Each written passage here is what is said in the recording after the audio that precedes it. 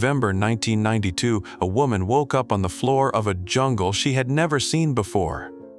Her jaw was hanging loose, her hip was shattered in 12 places, her lung had collapsed, and the man she had loved for 13 years was dead. Sitting right beside her with a smile still frozen on his face, her name was Annette Herfkens.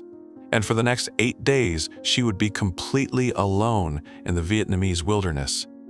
Unable to walk, unable to scream, and surrounded by the bodies of 30 people who didn't survive. This is one of the most extraordinary survival stories ever recorded, and almost nobody talks about it. Annette Herfkens was born in Venezuela to a Dutch family. She grew up in the Netherlands, studied law at one of the country's top universities, and went on to break barriers in international banking, becoming the first woman ever sent abroad as an executive by a major Dutch bank. She worked in New York, London, and Madrid. She was sharp, driven, and fearless in the boardroom. But none of that would matter on November 14, 1992. That day, Annette was in Vietnam, reuniting with her fiancé Willem van der Pas. They had been together for 13 years, college sweethearts who had traveled the world, built careers, and planned a future together. Willem had surprised Annette with a 5-day romantic getaway to Nha Trang, a beautiful coastal city in Vietnam. All they had to do was catch a short flight from Ho Chi Minh City. Annette didn't want to get on that plane. The aircraft was a Soviet-made Yakovlev Yak-40, small, cramped, and 16 years old. She felt claustrophobic the moment she sat down. She asked Willem if they could take a car instead. He told her the drive would take too long. The flight was only 50 minutes. She boarded the plane anyway. For the first half of the flight, everything was fine. Then, without warning, the aircraft dropped. Annette grabbed Willem's hand and tried to calm him down. She even made a joke. "Of course, a shitty little toy plane drops like this," she told him. "It's just an air pocket, don't worry." It wasn't an air pocket. The plane had flown into severe weather. The pilots lost control. The aircraft slammed into a tree-lined ridge on Ca Ha Mountain, ripped through the jungle canopy, lost a wing on the first impact, and crashed into a second mountainside. The fuselage shattered on contact. All 31 people on board were either killed instantly or fatally injured. All except one. Annette was thrown around the cabin like, in her own words, a lonely piece of laundry in a dryer. She hit the ceiling, the baggage lockers, the seats, over and over until she somehow slid under a chair and got wedged in place. That chair saved her life.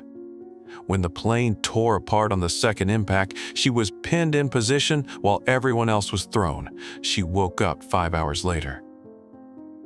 The first thing she saw was a dead stranger lying on top of her.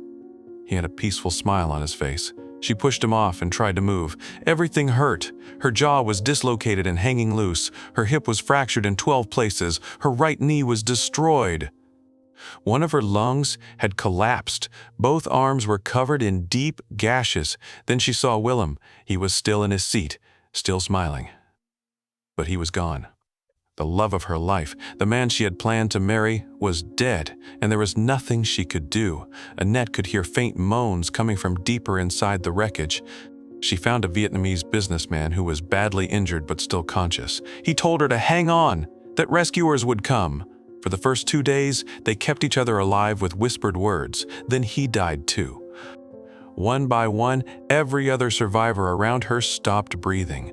Within days, Annette was the last person alive on that mountain, and the rescuers were not coming.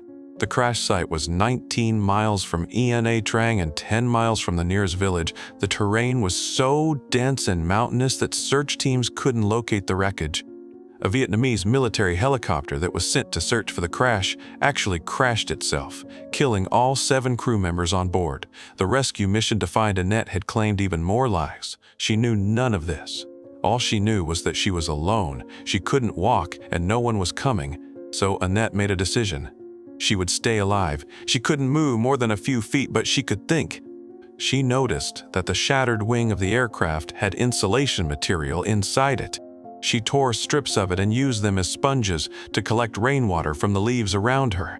That rainwater became her only source of hydration for 8 days. She had no food, no medical supplies, No radio, no way to signal anyone. And the jungle was not quiet. She could hear animals moving through the trees at night. In a region where tigers still roamed freely, insects crawled over her wounds. The tropical heat made the smell of death unbearable. Every passing hour was a war between her body shutting down and her mind refusing to let it. But Annette had a philosophy that kept her breathing. She later described it in a single, unforgettable quote. "I did not think, what if a tiger comes? I thought, I'll deal with it when the tiger comes. I did not think, what if I die? I thought, I will see about it when I die." She refused to let fear win. She stayed in the present moment. She listened to the sounds of the jungle. She watched the leaves move. She controlled her breathing. And she trusted, with everything she had left, that someone, somewhere, was still looking for her. On the 8th day, a local Vietnamese policeman stumbled upon the wreckage while searching the mountain on foot. When he saw Annette, a white woman covered in blood, lying motionless among the dead, he ran. He thought she was a ghost. He had never seen a Western woman before, and he was certain he was looking at a spirit. But Annette was no ghost. She was still alive, barely. The policeman returned with a rescue team. They carried her off the mountain on a makeshift stretcher. She had survived 192 hours alone in the Vietnamese jungle with a collapsed lung, a shattered hip, a broken jaw, and 12 other fractures. She was 31 years old. In the weeks that followed, Annette underwent multiple surgeries. She attended Willem's funeral on a stretcher, carried down the church aisle like a bride, she later said, going to meet her groom in his coffin. But Annette Herfkens did not let that mountain define the rest of her life. She returned to work within months. She was promoted to managing director 1 year after the crash. She eventually moved to New York, married a colleague named Jamie, and had 2 children. In 2006, she returned to Vietnam and climbed the very mountain that nearly killed her, meeting the policeman who had first found her among the dead. In 2014, she published her memoir, Turbulence, a book that was translated into 7 languages and turned her into one of the most sought-after motivational speakers in the world. When people ask Annette how she survived, she doesn't talk about physical strength. She doesn't talk about luck. She says one thing: I stayed in the moment. 8 days in the jungle, 30 dead around her, a shattered body and a broken heart, and she stayed in the moment. That is how Annette Herfkens survived the unsurvivable.